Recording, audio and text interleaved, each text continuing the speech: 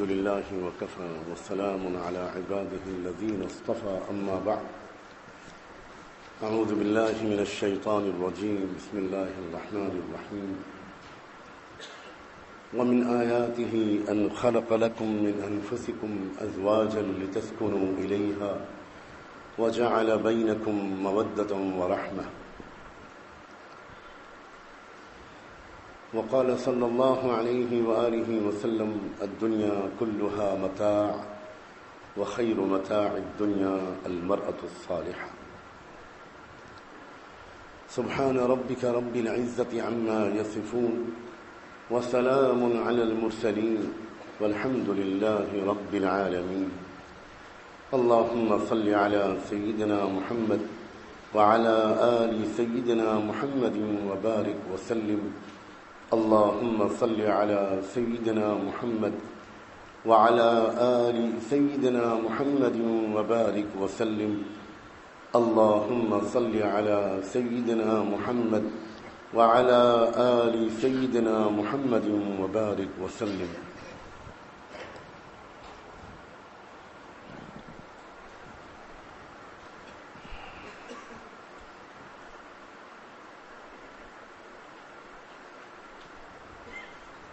اللہ تعالیٰ نے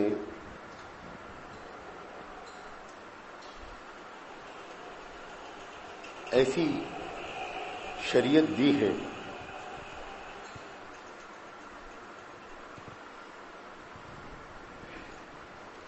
کہ جس کا جہاں یہ مقصد ہے کہ اس شریعت کے مطابق زندگی گزار کر میرے بندے اور میری بندیاں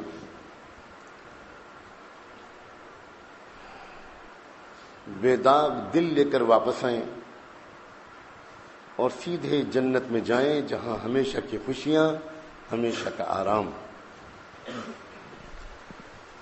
وہاں اس شریعت کا ایک مقصد یہ بھی ہے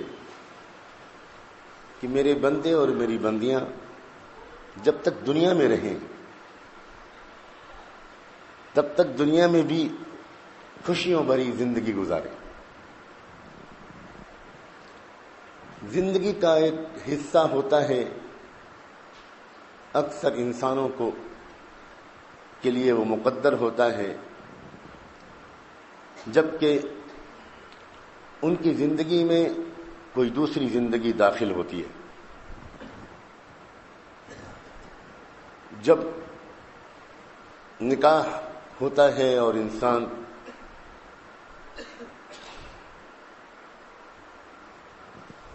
مرد اور عورت میاں بیوی کے رشتے میں ازدواجی رشتے میں منسلک ہو کر ایک گھر بساتے ہیں ایک زندگی کا نیا دور شروع کرتے ہیں. شریعت کے بہت سے احکام وہ ہیں جن سے اللہ اور اللہ کے رسول کا منشا یہ معلوم ہوتا ہے کہ میرے بندوں اور بندیوں کی زندگی کا یہ جو باب ہے یہ بھی بہت خوشیوں سے روشن ہو جائے. ہر شوہر اپنی بیوی سے بے پناہ خوش رہے, ہر بیوی اپنے شوہر سے بے حد خوش رہے, اور پھر ان دونوں سے گھر کے باقی سب لوگ خوش رہیں اور یہ دونوں بھی گھر کے باقی سب لوگوں کو خوش رکھیں اور خوش رہیں. شریعت کی یہ منشا ہے. شریعت خوشیوں بھری زندگی گزارنے سے کو منع نہیں کرتی, بلکہ شریعت سے بڑھ کر زندگیوں کو خوشیوں سے بھر دینے کا اور کوئی اسکیم اور کوئی نظام زندگی ہو ہی نہیں سکتا. اب آپ اسی ازدواجی زندگی کو لیں. میں چند منٹ خطبہ نکاح سے پہلے ایک خوشیوں بھری گھریلو زندگی کیسے گزاری جائے اس کے بارے میں کچھ کہنا چاہتا ہوں. سب سے پہلے مرحلہ آتا ہے رشتے کے انتخاب کا. کیسی لڑکی تلاش کی جائے, کیسا لڑکا تلاش کیا جائے. شریعت یہ کہتی ہے کہ باقی چیزوں کو ذرا بعد میں دیکھنا اور کچھ کمپرومائز بھی کر سکتے ہو، لیکن تم بس سب سے زیادہ یہ دیکھنا کہ لڑکی کا دل کیسا ہے، اس کے اخلاق کیسے ہیں، اور تم لڑکی والوں یہ دیکھنا کہ لڑکے کا دل کیسا ہے، اس کے اخلاق کیسے ہیں، اس کے اعمال کیسے ہیں۔ کیونکہ دل کا حسن ہے جو زندگی بھر ساتھ دے گا، جو دل کا حسن ہے، دل کی خوبصورتی ہے، جو 24 گھنٹے گھر کو خوشیوں سے آباد رکھے گا۔ نہ تم ہر وقت ناک اور آنکھ دیکھتے رہو گے، نہ وہ ہر وقت آئینہ لیے کھڑی میک اپ کرتی رہے گی۔ گھر کے اندر کے کام، گھر کی ذمہ داریاں، گھر کے مسائل، گھر کے چیلنجز، ساس اور بہو کے تعلقات، نند اور بھاوج کے تعلقات، یہ سب ڈپینڈ کرتا ہے اس بات پر کہ لڑکے اور لڑکی کتنی سمجھدار ہیں، کتنے عقل والے ہیں، اور کتنے اچھے پاک صاف دل والے ہیں۔ شریعت یہ تاکید کرتی ہے کہ رشتہ تلاش کرتے وقت سمجھداری دیکھا کرو، معاف کرنے کا مزاج، مسکرانے کا مزاج، اچھے اخلاق، یہ دیکھا کرو۔ لیکن عام طور پر دنیا ان چیزوں کو نہیں دیکھتی۔ دنیا حسن دیکھتی ہے، دنیا مال دیکھتی ہے،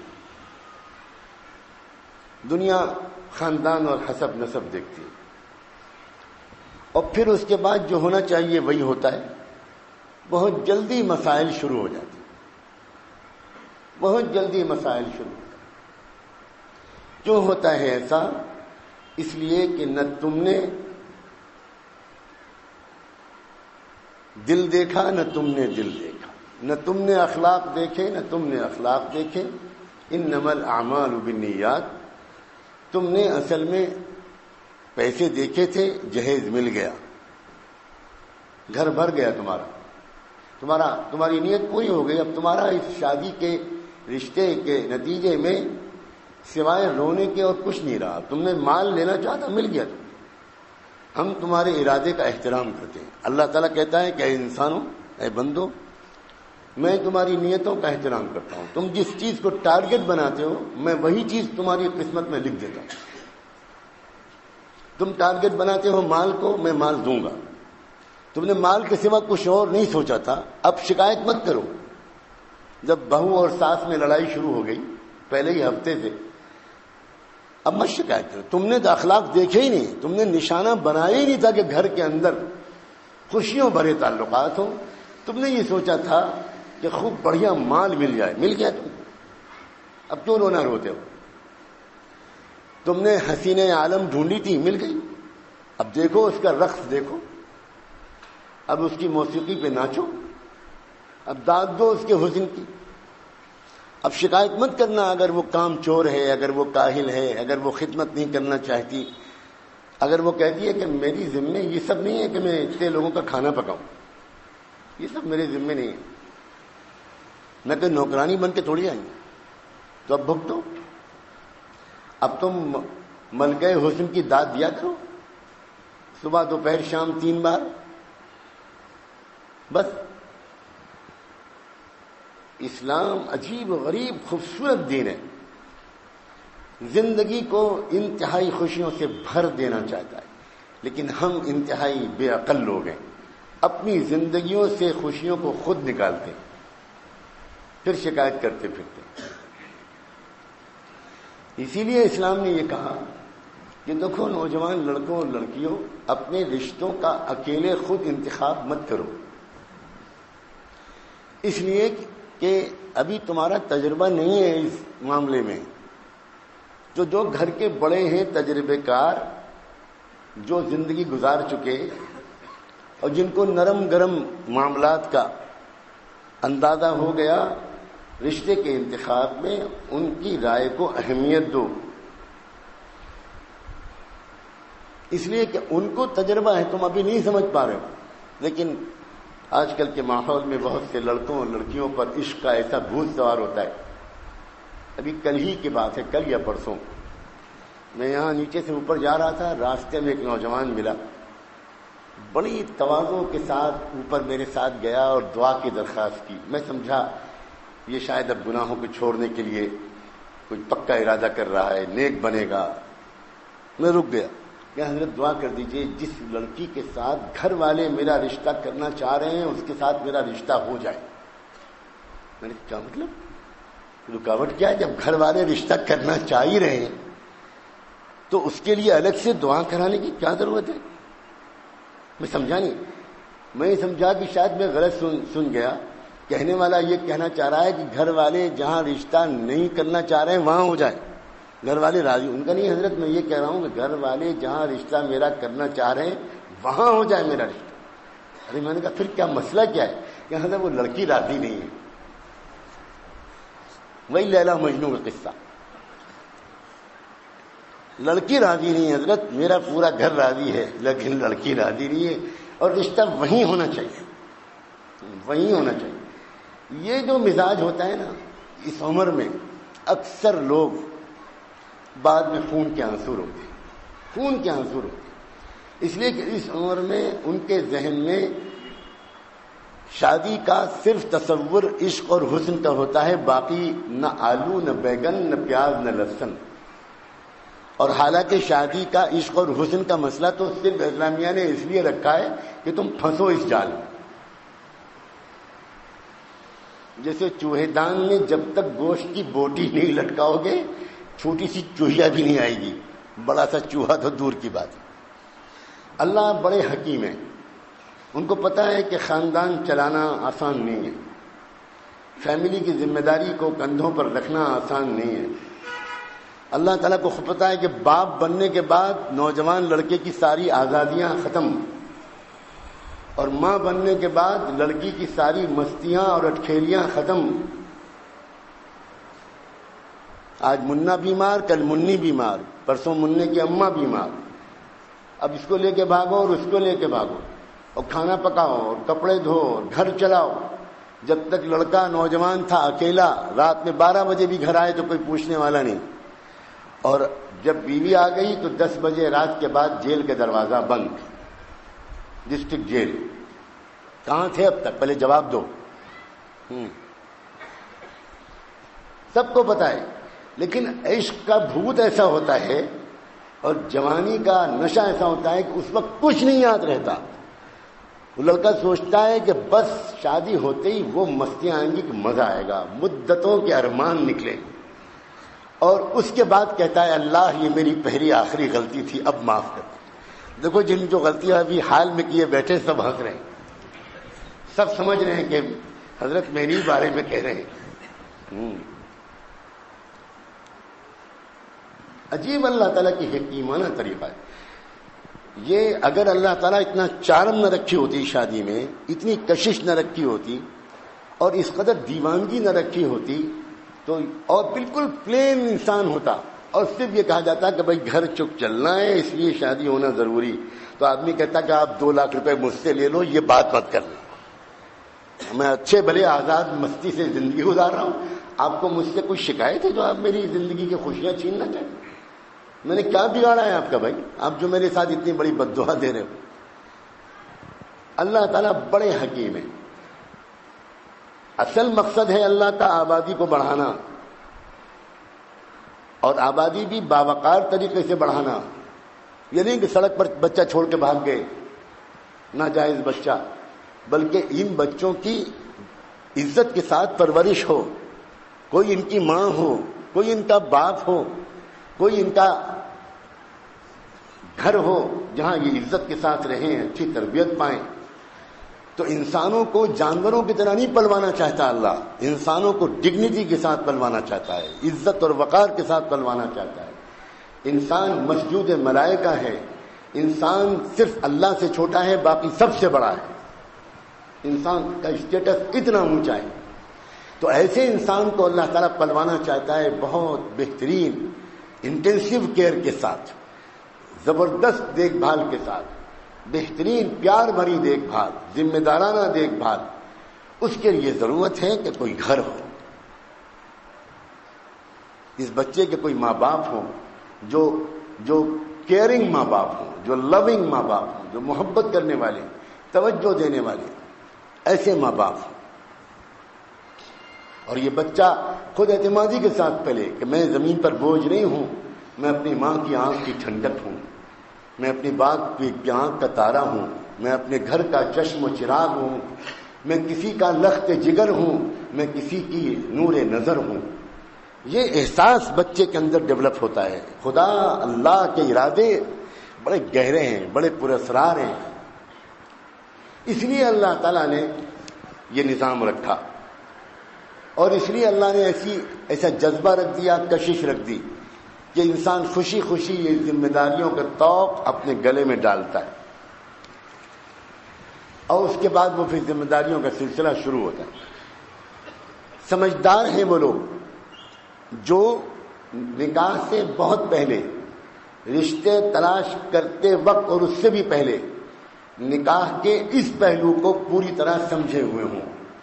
اگر پہلے تو صرف عشق و حسن کو سامنے رکھ کر رشتہ کیا اور بعد میں یہ پہلو سامنے آئے، اسی کی وجہ سے رشتے نکاح ناکام ہوتے ہیں اور گھروں میں مسائل پیدا۔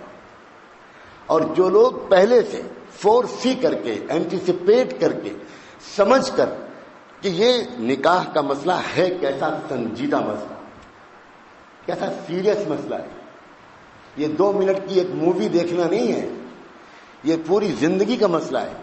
مجھے جو لڑکی چاہیے وہ بہترین ماں ثابت ہو، آگے چل کر وہ بہترین بہو ثابت ہو اپنی ساس کی، وہ بہترین بھاوج ثابت ہو اپنی نندوں کے لیے، اور میری بہترین شریک حیات، غمگسار، وفادار ثابت ہو۔ وہ مجھے گناہوں سے بچنے میں میری مدد کرے، میں گناہوں سے بچنے میں اس کی مدد کروں، وہ میرے عیبوں کو چھپائے، میں اس کے عیبوں کو چھپاؤں۔ اللہ نے میاں بیوی کا جو تعارف کرایا ہے وہ لیلا مجنوں کے اعتبار سے نہیں کرایا، بلکہ اس طرح کرایا کہ ہن لباس لکم وانتم لباس لہن۔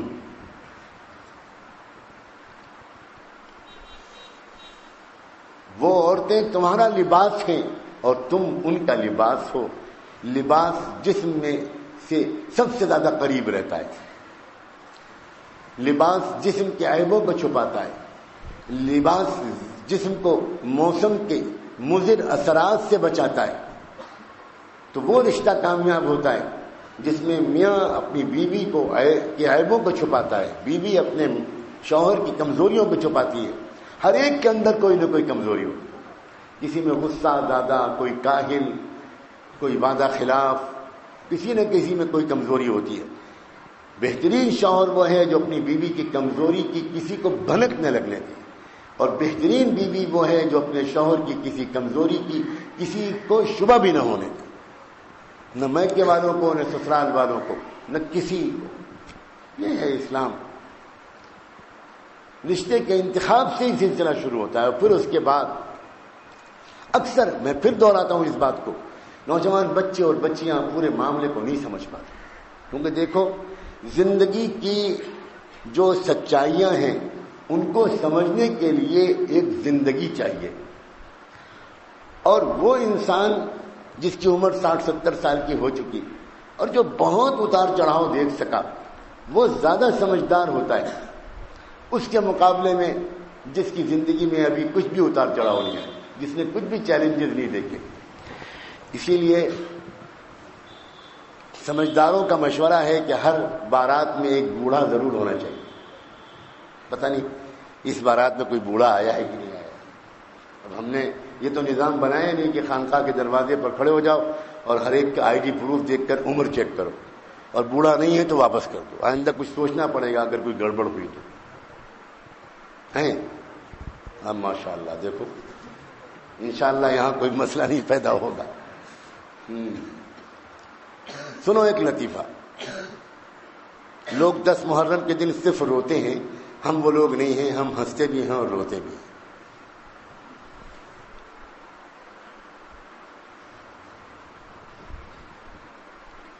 ایک لڑکے کا رشتہ کسی ایسی شہزادی سے ہو گیا اتفاق سے. کہتے ہیں اندھے کے ہاتھ بٹیر لگ گئی. جو شہزادی والوں نے بھی اچھی طرح اپنے نخرے دکھائے. نکاح کی تاریخ جب طے ہونے لگی تو انہوں نے شرط لگائی کہ ہمارے یہاں بارات میں کوئی بوڑھا نہیں آ سکتا. اگر ایک بھی بوڑھا ہم کو نظر آ گیا بارات واپس کر دیں گے, رشتہ توڑ دیں. اب جو لڑکے کے دادا تھے انہوں نے کہا بیٹا یہ غلطی مت کرنا, یہ شرط مت مانو, مجھے جانا ہے. تو لڑکوں نے پوتوں نے بہت خوشامد کی, دادا جان بڑی مشکل سے رشتہ ہوا ہے, اب آپ تھوڑا صبر کر لیجیے, آپ تو بہت رشتوں میں جا چکے, ایک جگہ نہ جائیے, ہم کھانا لے آئیں گے, آئس کریم بھی لے آئیں گے, اچھی پیکنگ کر کے لائیں گے کہ وہ گھلنے نہ پائے, پگھلنے نہ پائے, آپ رہیے گھر پر مت جائیے, رشتہ ٹوٹ جائے گا. دادا انہوں نے کہا دیکھو بچوں بات مانو میری, ان سے ہاں کر دو, ان کو واپس جانے دو, پھر میں تم کو بتا دوں.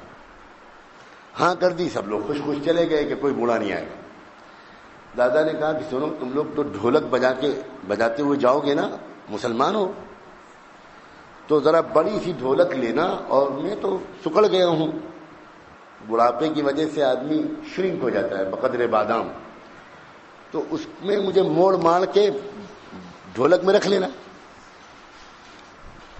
اور بجاتے ہوئے چلے جانا, کسی کو خبر بھی نہیں ہوگی کہ اس کے اندر کوئی بڑے میاں بیٹھے, وقت پر کام آ جاؤں گا. تو لوگوں نے کہا یہ ٹھیک ہے, ڈھولک میں بٹھا لیا اور چل دیا. وہاں پہنچے, سب کی تلاشی لی گئی, دیکھا گیا کوئی بوڑھا نہیں ہے. ہاں تشریف لائی, سب رسمیں ہوئی, سب کچھ ہوا, نکاح وکاح ہوا, اب کھانے پہ بٹھائے گئے. تو وہاں رسی اور ایک 1.5 فٹ کی ایک لکڑی کا ٹکڑا لے کر آ گئے لوگ, اور کہا ہمارے یہاں کی رسم یہ ہے کہ بارات جب کھانے پر بیٹھتی ہے تو ہر ایک کے کھانے میں ہاتھ سے لے کر کوہنی تک ہم لکڑی باندھ دیتے ہیں, یہ ہماری رسم ہے. ان کا ہم لکڑی آپ باندھو گے تو ہم کھانا کیسے کھائیں گے, ہاتھ ہی نہیں مڑے گا. ان کا ہماری رسم ہے, ہم کیا کریں, اگر آپ نہیں کرو گے تو آپ بچو, ہم لڑکے رخصت ہی نہیں کریں. پھر مسئلہ شہزادی کا, پھر مسئلہ عشق کا, سب شرطیں منظور ہیں, بس کسی طرح یہ مل جائے. اس وقت یاد آیا کہ دادا کو اسی کام کے لیے تو لائے تھے. اب دیکھیں کیا حل نکالتے ہیں.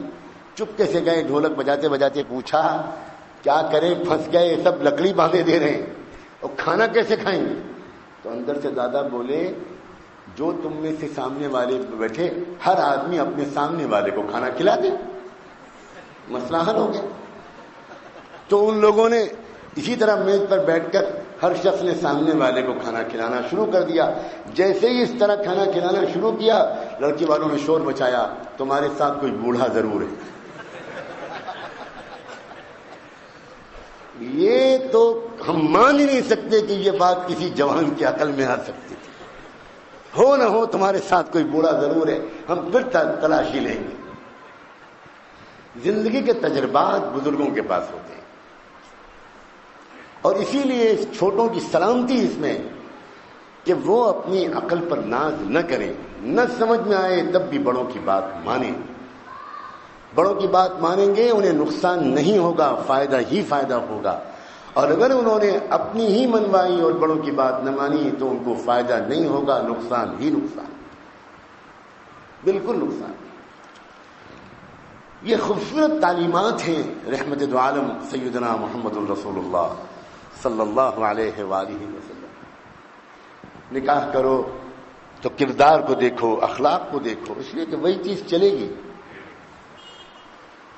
اگر تم کسی ایسی لڑکی کو لے آئے جس میں گھمنڈ ہے, غرور ہے, کام کرنے سے فرار ہے, گھر میں خوشیاں نہیں آئیں. اور تم ایسی لڑکی کو لے کر آئے جس کے اخلاق اچھے ہیں, جس میں برداشت کی قوت ہے, صبر کرتی ہے, اللہ کرتی ہے, اس کا دل اللہ تعالیٰ سے جڑا رہتا ہے, اور جس کا دل اللہ سے جڑا رہتا ہے وہ ہر وقت خوش رہتا ہے. وہ کبھی بلا وجہ چھوٹی چھوٹی باتوں میں غصے میں نہیں آتا. پھر نکاح بھی کرو سادگی کے ساتھ, احتیاط کے ساتھ, خوشیاں مناؤ, مگر یاد رکھتے ہوئے اللہ کے رسول نے نکاح کے موقع پر خطبہ نکاح میں موت والی آیت بھی پڑھی، موت کی بھی یاد دلائی۔ میں اکثر کہا کرتا ہوں کہ یہ ہمت صرف رسول اللہ کی تھی کہ وہ نکاح کے موقع پر موت کی یاد دلا دیں۔ اگر انہوں نے اس کی پہل نہ کی ہوتی اور کوئی اور نکاح پڑھانے والا نکاح کے موقع پر موت کی یاد دلاتا تو لوگ کہتے کہ کم سے کم نکاح کے موقع پر تو یہ نامبارک تذکرے مت کرو۔ لیکن صلاۃ والسلام ہو رحمت دو عالم سیدنا محمد الرسول اللہ صلی اللہ علیہ وآلہ وسلم پر کہ وہ چونکہ کبھی نہ خود بھولتے تھے نہ کسی کو بھولنے دینا چاہتے تھے کہ سب ٹھاٹ پڑا رہ جائے گا جب لاد چلے گا بنجارا، اس لیے انہوں نے نکاح کے موقع پر بھی موت کو یاد دلایا۔ نکاح کے موقع پر اللہ کے رسول صلی اللہ علیہ وسلم اکثر اسی طرح کی باتیں فرماتے تھے، مذاکرے کرتے تھے۔ قرآن کی آیتیں وہ والی چن کر آپ پڑھتے تھے جن کا خاص تعلق گھریلو زندگی کی خوشیوں سے، ازدواجی زندگی کی کامیابیوں سے۔ آج کے مسلمانوں نے اکثریت نے سمجھداروں کے پاس بیٹھنا چھوڑ دیا۔ قرآن زندگی کے ہر مسئلے میں ہم سے کیا کہتا ہے یہ معلوم کرنا چھوڑ دیا۔ ہمارے آقا محمد الرسول اللہ نے زندگی کے ہر پہلو کے بارے میں ہم سے کیا کہا ہے یہ معلوم کرنا چھوڑ دیا۔ زمانے کے رواج اور فیشن کے مطابق اپنے سب کام کرنے لگے اور اسی لیے اکثر ناکامیاں اور پریشانیاں مقدر بن گئی۔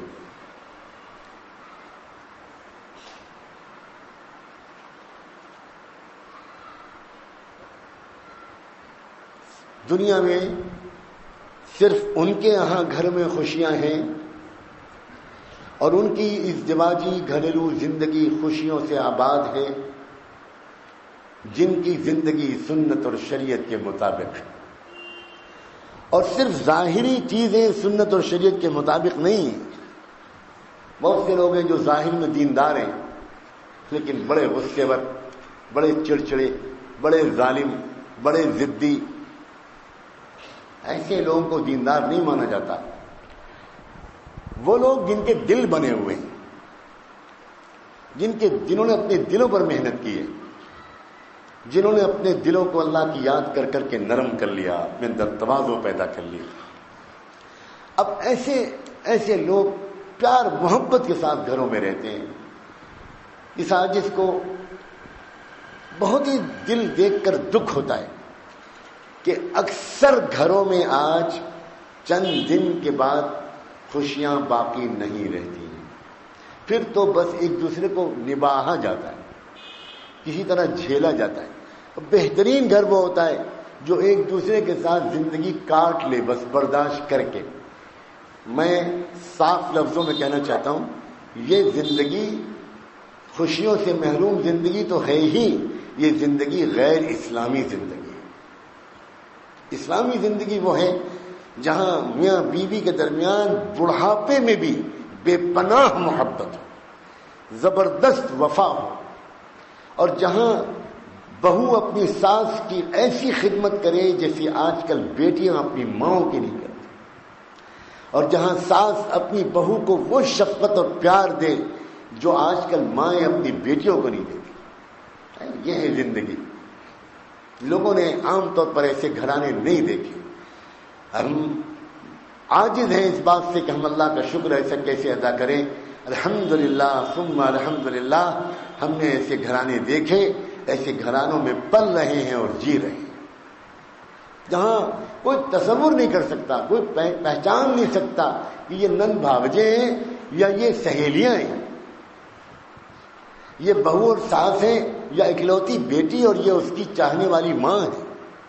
ہو نہیں سکتا کہ ساس بستر پر لیٹے اور بہو آ کر پیر نہ دبائے، سر نہ دبائے، اور ساس بار بار کہی جلدی جاؤ بیٹی، میں تھکی ہوئی نہیں ہوں، جاؤ بیٹا انتظار کر رہا ہے تمہارا، تھکا ہوا آیا ہے، ذرا کھانا کھلاؤ۔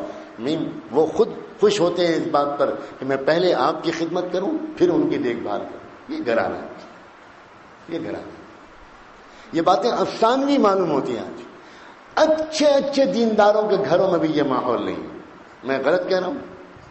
اچھے دیندار نظر آنے والے لوگ، داڑھی بھی ہے، کرتا بھی ہے، برقع بھی ہے، حجاب بھی ہے، لیکن نہیں ہے تو خوشیاں اور محبتیں نہیں۔ یہ بالکل غیر اسلامی. یہ اس بات کی دلیل ہے کہ اس گھر کے اندر دکھاوے کا دین آیا ہے, اندر کا دین نہیں آیا. اندر کا دین نہیں آیا. میں نکاح کا خطبہ پڑھنے سے پہلے حال میں پیش آنے والا ایک واقعہ سنا دوں نمونے کے طور پر کہ جب دل بنے ہوتے ہیں تو کیسا پیارا ماحول ہوتا ہے. نئے رشتے والے بھی سنیں اور پرانے رشتے والے بھی سنیں. ہم سب اپنے اپنے گھروں کو ریپیئر کر سکتے ہیں, نئی زندگی شروع کر سکتے ہیں. کون سا ایسا مسئلہ ہے؟ ملکوں کے بگڑے ہوئے تعلقات سدھر سکتے ہیں تو ساس اور بہو کے بگڑے ہوئے تعلقات نہیں سدھر سکتے. مسئلہ صرف ناک کا ہے, مسئلہ صرف اس کا ہے. ہمارے شیخ العزیز حضرت مولانا زکریا صاحب رحمۃ اللہ علیہ کہتے تھے ناک کٹ گئی, ناک کٹ گئی. میں تو جیب میں کہتا ہوں آئینہ رکھا کرو, جب لوگ کہیں کہ ناک کٹ جائے گی تو دیکھ لیا کرو, کہا کرو میری تو نہیں کٹی, میری ناک کوئی پلاسٹک کی ہے اتنی جلدی چھوٹی ہو جائے, میری ناک نہیں کٹی. تمہاری ناک کٹ گئی ہو, میری ناک نہیں کٹی. صرف ناک کا مسئلہ. بہو کہتی ہے میں کیوں معافی مانگوں, میری غلطی ہے. ساس کہتی ہے میں کیوں چکوں, میری غلطی ہے. اور اسی میں جنگ عظیم اول, جنگ عظیم دوم, جنگ عظیم سوم, مہابھارت روز ہوتے رہتے. چلے بھی چل رہے, گش بھی چل رہی اور گھر میں لاٹھی چارج بھی چل رہا, کرفیو بھی لگ رہا ہے. لا حول ولا قوت الا باللہ. مشکات شریف بھی پڑھا رہے ہیں اور پڑھانے کے بعد جب گھر میں جا رہے ہیں تو بیچاری چھپتی پھر رہی ہے کہ اللہ خیر کرے, آج پتہ نہیں کس موڈ کے ساتھ آئے. کیا زندگی ہے.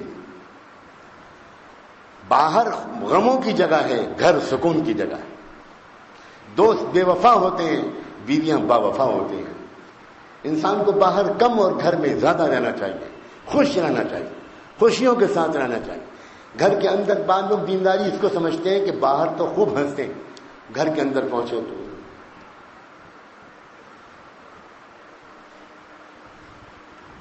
کبھی کبھی جی چاہتا ہے کہ بھئی آپ 5 روپے لے لینا, تھوڑا مسکرا دیں. اچھا 5.5 دیں, آدھا پراٹھا اور کھلا دیں گے, تم ذرا ہنس تو یار. بیویاں شکایت کرتی ہیں اپنے اپنے پیروں سے کہ ہمارے حضرت, ہمارے جو شوہر ہیں ان کو ذرا مسکرانے کے فضائل پر کوئی بیان کر دیجئے. فضائل مسکراہٹ. ہاں یہاں کی بیویاں, میں کہیں امریکہ کی بیویوں کے بارے میں نہیں کہہ رہا ہوں, تھوڑے دنوں کے بعد مجبوراً نام بھی بتاؤں کہ کس کی بیوی نے اپنے شوہر کی مجھ سے کیا شکایت کی ہے. ابھی تو ایسے ہی اصلاح کی کوشش کر رہا ہوں, پھر چپکا دوں گا کرتے کے اوپر پیچھے, ہاں مولانا مسکراہٹ, مولوی بندش, مولوی سنجیدہ ابن رنجیدہ. لا حول ولا قوت الا باللہ. یہ نئی دین ہے خدا کے. اللہ کے بندوں, محمد صلی اللہ علیہ وسلم سے, حضور سے بڑھ کر دنیا میں کوئی غمگین دل رکھتا ہوگا؟ لیکن جب آپ گھر میں آتے تھے تو چاہتے تھے کہ یہ تو نبوت اور رسالت میری ذمہ داری ہے نا, تو میں اپنے غموں کا بوجھ اپنی بیویوں پر کیوں ڈالوں. اللہ اکبر. چنانچہ آپ غم باہر رکھ کر گھر میں جاتے تو مسکراتے ہوئے جاتے, جیسے آپ پر کوئی غم کبھی پڑا ہی نہیں. کتنا مجاہدہ آپ کو کرنا پڑتا ہوگا اس غم کو بھلانے اور اپنے ہونٹوں پر مسکراہٹ لانے میں. لیکن کسی دوسرے کو خوش کرنے کے لیے انسان اگر اپنے آپ پر بوجھ لیتا ہے تو اللہ اس کے گناہوں کو معاف کرتا ہے. سیکھو یہ اخلاق.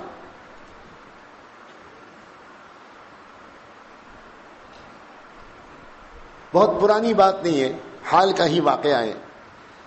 ایک گھرانہ تھا, دین سے بظاہر بہت دور تھا, پھر اس نے توبہ کی اور اچھی توبہ کی, اللہ نے توبہ قبول کی. سچے دل سے وہ لوگ, پورا گھرانہ سلسلے میں داخل ہوا, دل بدلا, معمولات کی پابندی, تلاوت, مراقبہ, ایسی پابندی کے ساتھ مراقبہ کرنے والے میرے اپنے علم و تجربے میں شاید دنیا میں اب تک میرے علم میں 6-7 ہی لوگ ہیں. ان میں سے شاید نمبر 1 پر وہ عورت جس کا میں تذکرہ کر رہا ہوں. ملٹری کے کرنل کی بیوی, 60 سال کی اس کی عمر, اور اس کی بیوی, اس کی بیٹی, اس کا بیٹا امریکہ میں کمپیوٹر انجینئر, اور وہ بھی ماشاءاللہ سلسلے میں داخل ہوا. ایسی تہجد, ایسے معمولات کی پابندی کہ سبحان اللہ. اور اس کے بعد پھر جب نکاح کا وقت آیا تو اس کی ماں تڑپ کر یہی دعا کرتی تھی اور کراتی تھی کہ یہ دعا کر دیں کہ مجھے اللہ تعالیٰ ایک نیک خوش اخلاق چمکتے ہوئے دل والی بہو دے دے تاکہ میرے گھر کے اندر جنت کے ماحول بن جائے۔ کس دل سے دعا مانگی اس نے کہ اس نے کی دعا قبول ہوئی، رشتہ ملا ایک عجیب غریب طریقے سے، تفصیل تو بتانے کا وقت نہیں۔ پھر نکاح ہوا، دلہن رخصت ہو کے گھر آئی، 10-15 دن شادی کا ہنگامہ ختم ہوا۔ اس کے بعد پھر کیا ہوا؟ پھر یہ ہوا کہ جب سب مہمان چلے گئے تو ایک دن ساس نے اپنی بہو کو، نئی نویلی دلہن کو اپنے مصلے پر بٹھایا کہ بیٹی اب ذرا ایک بات میری دھیان سے سنو، میں 15 دن سے دیکھ رہی ہوں، اتنی خوش ہوں کہ میں بتا نہیں سکتی۔ میں جیسی بہو اللہ سے مانگتی تھی اللہ نے مجھے اس سے بھی اچھی دے دی۔ کیا پیاری تم بہو بن کر گھر میں آئی ہو، گھر میں رونق آ گئی، برکت آ گئی، ہر طرف خوشی ہے، ہر طرف رونق ہے۔ میں بہت خوش ہوں اور میں جانتی ہوں کہ میرا بیٹا بھی بہت خوش ہے۔ اب سنو، میں بہت عرصے سے اس گھر کو اکیلے چلا رہی تھی اور چونکہ اور کوئی تھا نہیں تو مجھے سارے کام کرنے پڑتے تھے تو میں وقت نہیں نکال پاتی تھی۔ میری ایک تمنا اب پوری کر دو، میرا جی چاہتا ہے کہ میں فجر سے پہلے سے جو مصلے پر بیٹھوں تو اشراق کے بعد اٹھوں، خوب تلاوت کروں، خوب لمبی نمازیں پڑھوں، خوب ذکر کروں ایک ہی نشست میں، اور اسی طرح میں دن میں بھی خوب قرآن کی تلاوت کرنا چاہتی ہوں، شام کو بھی پڑھنا چاہتی ہوں، دیر تک میں مصلے پر بیٹھنا چاہتی ہوں۔ اب تم ذرا گھر کی ذمہ داریوں کو بیٹی سنبھال لو، یہ چابی ہے سیف کی، یہ چابی ہے کچن کی، اب تم گھر کی مالکہ، اب تم چلاؤ بیٹی، میں تمہاری مدد جتنی کر سکتی ہوں کروں گی۔ میں کام سے بھاگ نہیں رہی ہوں، سارا کام تم پر لادنا نہیں چاہتی، لیکن بس میں تم دیکھ رہی ہو کہ میرے بال بھی اب سفید ہو چلے اور میرے بیماری بھی لگ گئی، پتہ نہیں کب میرا وقت آ جائے، تو مجھے ذرا جی بھر کے اپنے اللہ کا ذکر کر لینے دو، میں تمہارا احسان نہیں بھولوں۔ ساس نے بہو سے یہ کہا، بہو نے پوری بات سنی اور سن کر اب ان کی گود میں اپنا سر رکھ دیا اور کہا، امی میں روزانہ 2 رکعت نماز شکر پڑھتی ہوں کہ اللہ نے مجھ کو کیسا گھرانہ دیا ہے۔ کب سے دعا مانگتی تھی کہ اللہ تقوی والا گھرانہ دیجیے گا، اللہ نے وہ دے دیا جس کو میں سوچ بھی نہیں سکتی تھی۔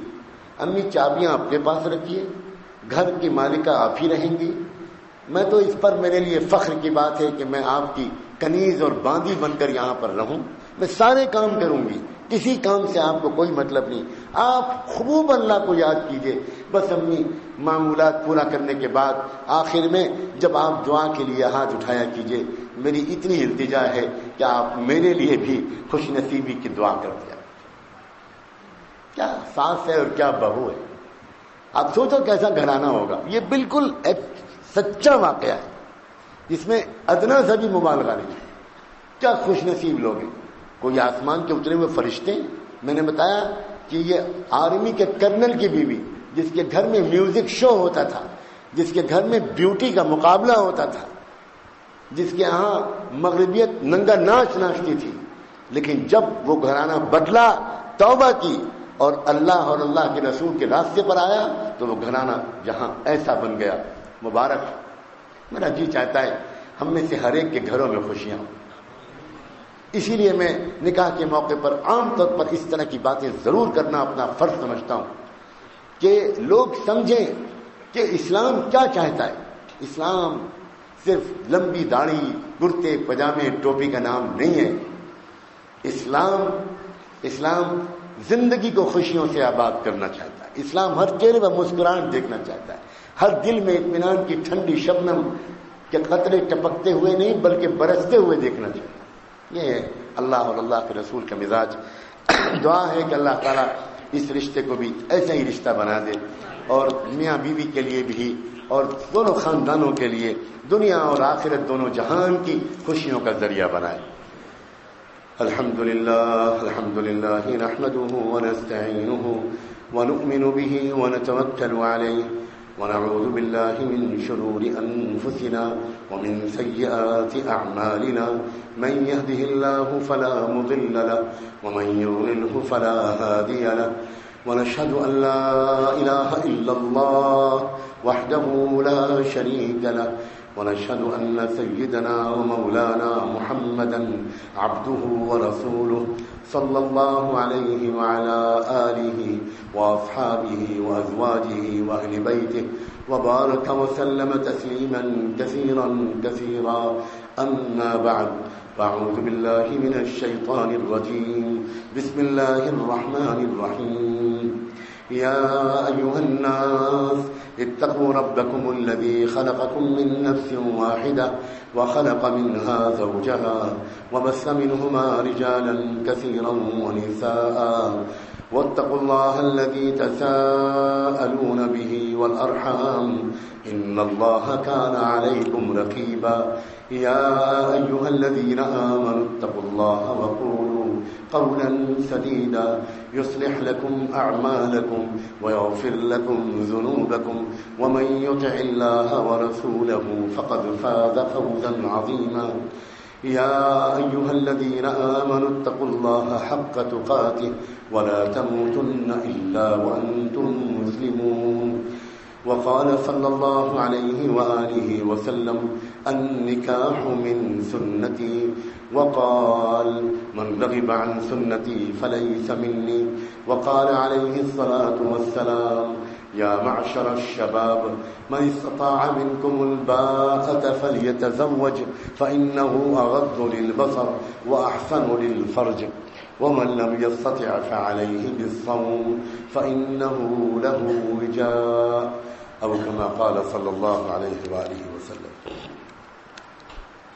اللهم صل على سيدنا محمد وعلى آل سيدنا محمد وبارك وسلم اللهم اجمع بينهما بكل خير اللهم اجمع بينهما بكل خير بارك الله فيهما وبارك بهما وبارك عليهما وبارك لهما اللہ اس رشتے کو قبول فرما اس کو باعث خیر و برکت بنا اللہ دونوں کے لیے دونوں جہان کی خوشیوں کا سبب بنا دونوں خاندانوں کے لیے دین اور دنیا دونوں میں اللہ ترقی اور استقامت کا ذریعہ بنا اللہ مرتے دم تک اللہ ایک دوسرے سے عہد وفا نبھانا آسان فرما اللہ وہ گھریلو زندگی اللہ مقدر کر دیجئے اس رشتے والوں کے لیے جو آپ کو پسند ہے اللہ ویسی معاشرت قائم کروا دیجئے ویسی محبتیں اور اللہ ویسے ہی تقوی اور ایک دوسرے کو دین پر جمانا اور گناہوں سے بچانا میاں بیوی کو کا شعار زندگی یہ بنا دیجئے